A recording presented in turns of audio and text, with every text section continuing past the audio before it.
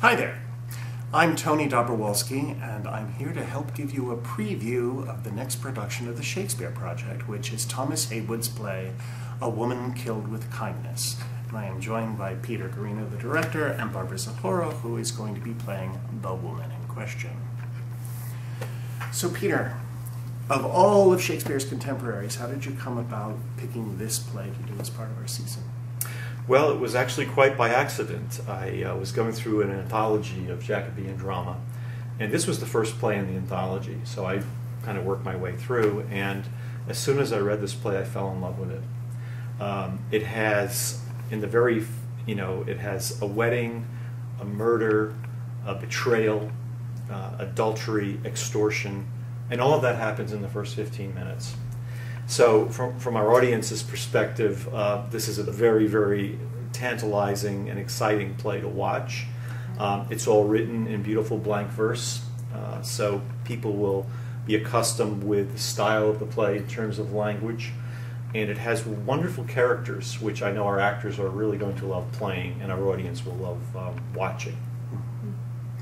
And you're going to be playing Anne, yes, the woman in question. Yes. And she makes a series of rather dramatic decisions during the show, and one which ultimately has a great cost for her. How do you think she comes about that? Well, there's a choice that's handed to her by her husband when the infidelity in question is discovered. The sentence that her husband imposes upon her, which we will not reveal right now, but it's almost a worse one than death.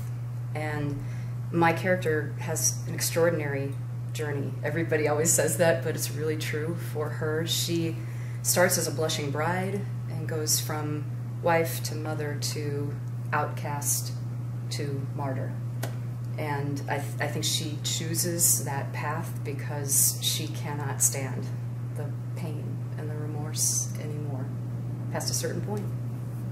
Well, it's interesting that I think of the plays of this period have to be taken in the context of their time. It's often done with Shakespeare plays that they're set at other times and other periods. But this domestic tragedy, which was the beginning of a new genre in and of itself, I don't think can be taken out of its time. Would you agree? I agree, and that's one of the things that I think our audience is really going to enjoy, is the fact that they're watching a contemporary Elizabethan Jacobean drama that is not set in the past, that has recognizable people of that time. So it's very, very unique in that aspect. The only play that Shakespeare wrote that he set actually in the same period that he was living was The Merry Wives of Windsor. Very different play, but again, something which is going to be very interesting for our audiences to watch. And I also think it's interesting that there were so many, another genre at the time was the revenge tragedy. And in a sense, even though this isn't dealing with kings and queens and it is a domestic situation, it's not that far away from that genre either. It's true, in a way. I mean, if you think that the punishment that John gives his wife is exacting a kind of revenge, but a very different kind of revenge, certainly not a bloody revenge like we'd see in The Duchess of Malfi, for instance, which we did last season. But it's a very good point. Well, I hope we've given you a taste of A Woman Killed with Kindness, and hope that we've intrigued you to come and see the production. We'd love to have you there.